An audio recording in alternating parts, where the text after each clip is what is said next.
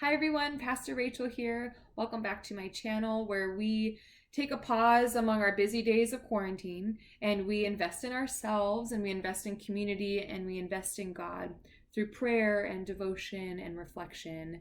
I am so happy, genuinely happy to be here with all of you. And these videos have received a really good response with regards to aiming to love ourselves more and aiming to see God in this weird and uncertain time. And so thank you for all the support and thank you for the encouraging words and thank you for joining me in this uncertain time, trying to figure out how to do community. I can't do this without you, and I am just incredibly grateful for all of you. Speaking of gratitude, that has actually been what I have been contemplating and reflecting all day today. Attitude of gratitude. And what does that look like? And what does that mean? Especially in this time when I am finding it hard to be grateful. For I am not grateful for COVID-19. I am not grateful that hundreds and thousands of people's lives are being affected by this virus. I am not grateful that pandemics are a thing, that they come through and they take out communities and they are harmful and painful. I am not grateful for those things, which gets me all worked up. And it's hard for me to step back off of my ungrateful ledge and say, wait a minute, I am grateful. I am truly, honest to goodness, wholly grateful for a lot of things. I am grateful for the opportunity to be home with my pets and my husband and have quality relationship time. I am grateful for people who are working every single day so that the world can continue moving forward. People at the grocery stores, people in stores where necessary items are. I'm grateful for those who are working in hospitals and putting their lives on the line to help and care for people who are sick with this virus that I am not grateful for. I am doing my very best to uphold an attitude of gratitude. That is really hard when I am feeling very overwhelmed with feelings of ungratefulness. And so what I have tried to do in the past as a spiritual discipline, it hasn't always worked, but today I'm going to be taking it on, is a attitude of gratitude journal, is listing down at least 3 things that I am grateful for this day, in this moment, in this hour, because there are always 3 things I am grateful for. Today, I'm grateful for coffee. I'm grateful for really warm coffee that warms my soul. I am grateful for the rain that prevented me from filming outside, but that's okay. I am grateful that it nourishes the earth. Always grateful for rain. I'm also really grateful for this bouquet of flowers that sits right behind me. A congregant dropped these off at my house a few days ago with a little note just saying how appreciative they are and that I am loved and that Nick is loved and they are keeping us in their prayers. And every day I am reminded and grateful that people care and people are compassionate and that community hasn't broken because we cannot meet, but community is still so very alive and so very real. And so I'm grateful for flowers and people and kindness and compassion. That was far more than 3 things, but it was that easy. Coffee, rain, and compassionate acts. I actually already feel a lot better. I feel a little more light and enlightened, and that is something that we can control. We can control our gratefulness and we can express our gratefulness and we can choose gratefulness. And that is why today I am reading a prayer from a book rightfully called Grateful, The Transformative Power of Giving Thanks by Diana Butler Bass. This is a wonderful book that goes into a great amount of her journey of how she's become somebody who gives thanks and it has empowered and transformed her. I had the privilege of hearing Diana Butler Bass speak at a conference about this book, and that in itself was transformative. She is so smart and so relatable and so engaging. Oh man, it was such a good, inspiring time of reminding ourselves that gratitude is a choice.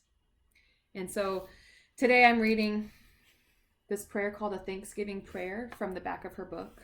And this was composed in November 2016. So it is a Thanksgiving prayer, but it really holds true the feeling of ungratefulness coupled with the choice to be grateful. So it worked perfectly for my sometimes lack of attitude of gratitude, and also inspiring me to live into an attitude of gratitude. So before I pray the prayer, I'm a firm believer that if we sit in an upright posture and we open up ourselves and our hands and our chest, and whether you want to look with your eyes up into the sky or close your eyes, this is a position of readiness to receive, a position of openness. We're opening ourselves up to allow the Holy Spirit to move in and through us.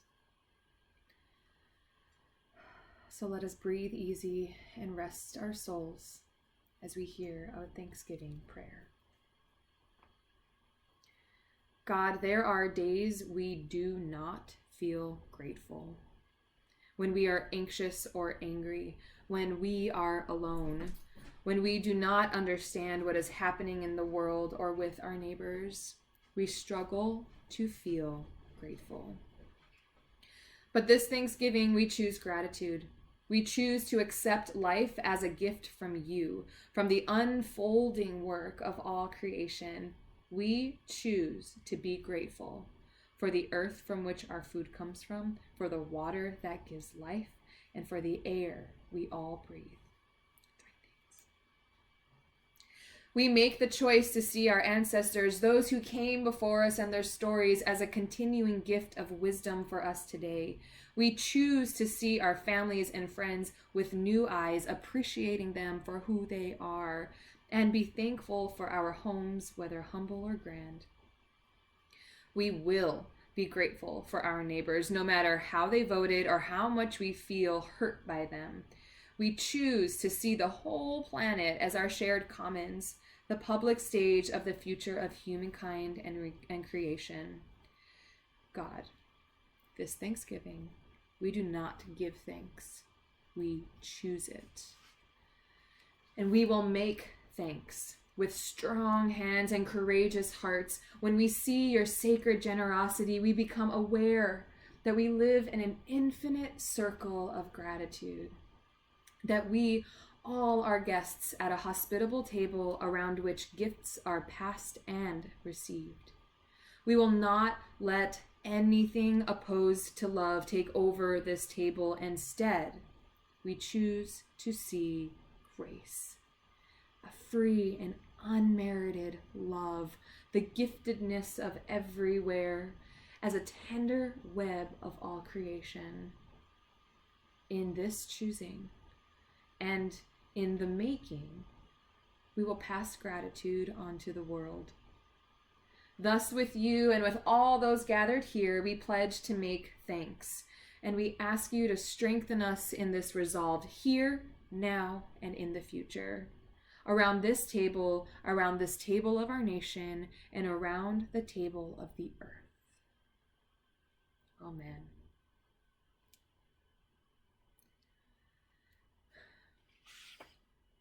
We do not give thanks, we choose it. We do not give thanks, we choose it. Every single day we have the choice for an attitude of gratitude or not. And so what are you choosing for yourself and for your family? How are you uplifted by the attitude of thanks? And how are you uplifting others around you through an attitude of thanks? We can control this, for there are a lot of things in the world, things that perhaps we are not grateful for, that we cannot control, but we can control being thankful people. I needed this reminder today. Perhaps you did as well. And you know what? I'm going to go and write in my gratitude journal now and write down those three things: my coffee, those flowers, and the rain. 3 things I am grateful for. And so what are your 3 things today that you are grateful for? We leave this place as people who are human and oftentimes ungrateful, but we leave this place acknowledging that we want to grow and we want to be people who give and choose thanks. So may you go in peace and may you go in thanks, knowing that God is so good. And that, at the very least, is something that we can always be grateful for. I hope you have a wonderful rest of your day, and I will see you tomorrow. Goodbye, my friends. Blessings.